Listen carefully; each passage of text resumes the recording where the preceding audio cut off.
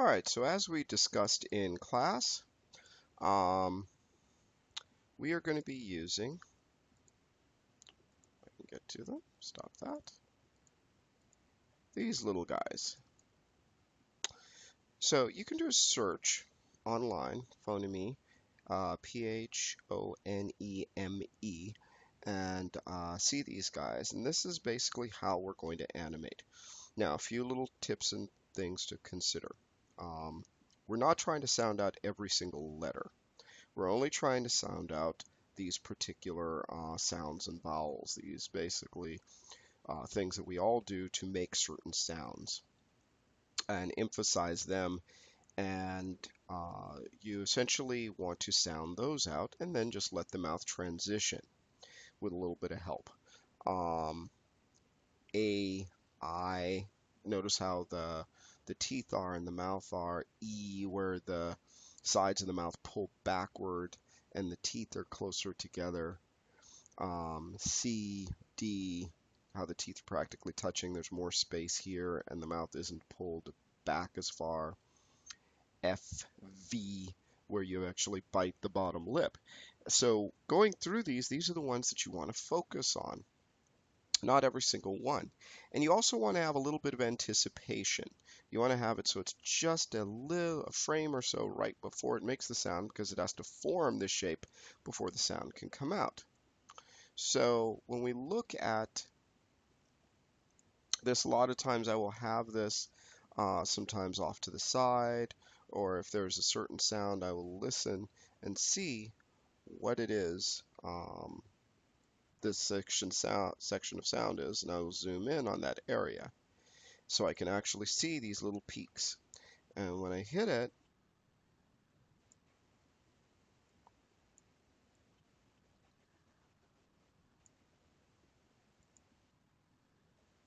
and he goes, Cal, did I ever tell you? And you want to zoom in so that you can see where these peaks are. If they aren't high enough for you to read, you can go back, take this WAV file, run it through Audacity, and add another amplify to it so you can see the peaks more. And that's not really that difficult to do.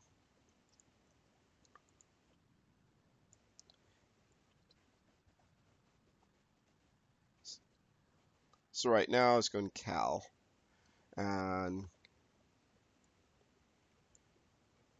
so looking at these sounds, Cal, you want to try and imagine L, Cal, where the tongue is here. Well, you can't make an L sound without using your tongue. The K, Cal, is more of like a, your mouth is open and it goes to an A. So you'd use the sync 1. Cal, Cal, Cal. Now the sync 1 is a general. Top left closes, pucks it in. Top right widens it out. Bottom right drops the jaw. Bottom left makes an O. And everything else is a transition. Cal. So I'll have to have the tongue, but Cal. So if I were to start off, just so you can see, I'll just start it. You have that selected, you press S.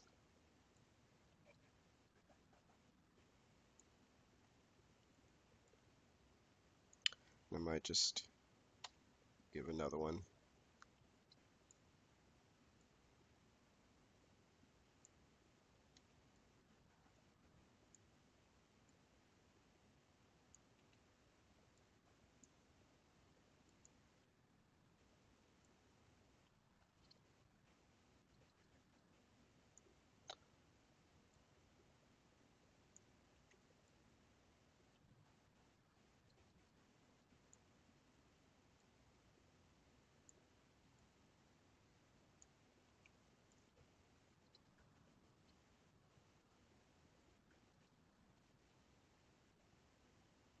And you also want to look at different, let's see. You also want to look at different sounds that are being made, like where he's going into did. So you wanted to look at a transition. Now, you'll notice she's smiling a little bit. Don't worry about that because that's where I'll be able to adjust that later to adjust emotion. So don't worry about that. We're just trying to get the general mouth shape right now.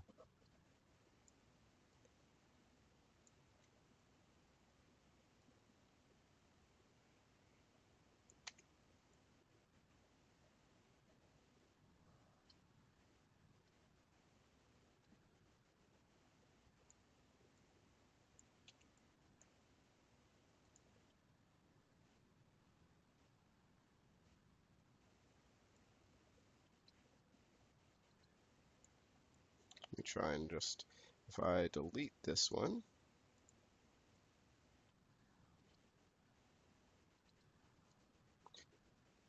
so Cal did,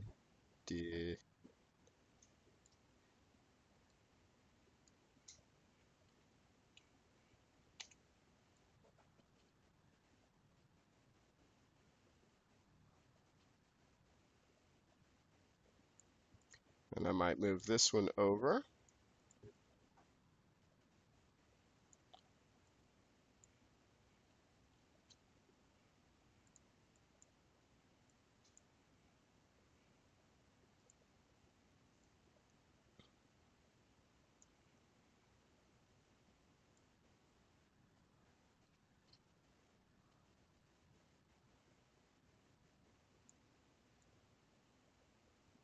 I.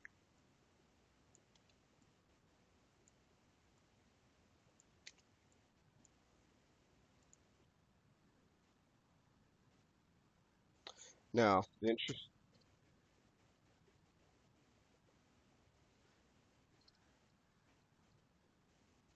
now, so Cal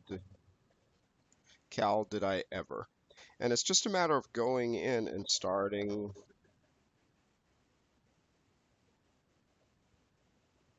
and then going to a more of a V shape.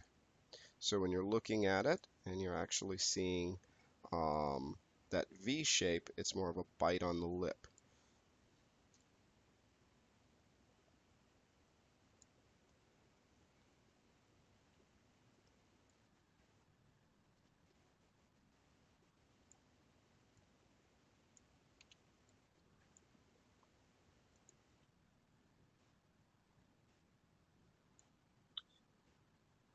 Now it's running fast right now, but that's also because we'd actually have to go in and do a play blast to see how it's running. He's also kind of talking a little fast, but you'd start to lay that out. The biggest part, here's the tips.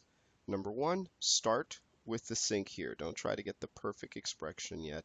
Just try to get the general shape and the timing with it. At best, you can start keying one or two of them. Number two, go in and basically go step by step. Layer it. Don't try to get the perfect pass the first time.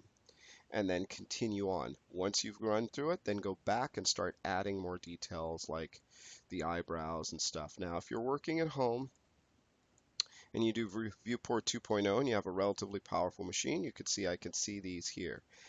If you're at school on the Macs, they do not have a video card that would support this, so you're going to have to do a render to kind of see in Maya software every once in a while to see what that looks like. And you would have to make sure perspective that you're rendering from the perspective so you can actually see what it would look like. So then you could go in and change, your expressions on it.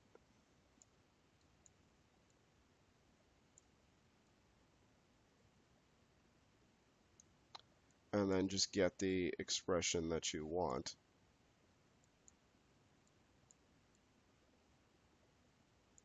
But you'll have to check um, with on the computers at school, you'll have to check with the Maya software to see the eyebrows because on yours you'll probably see something that looks more like this. And then you'll be like, well, where's her eyebrows? I can't tell. That's what I'll have to do is do my software render. You run through it, set up your keys, go back and then start fine tuning it. You should make several passes through it, and this is why you're stepping up to it. You could try and get it like, with the different ones, but it's a lot to do and a lot to calculate. Um, and it just makes it easier, just like if you're layering a cake, to go level by level as opposed to, oh, I'm just going to throw everything all together at once, and it just doesn't work right. So keep that in mind.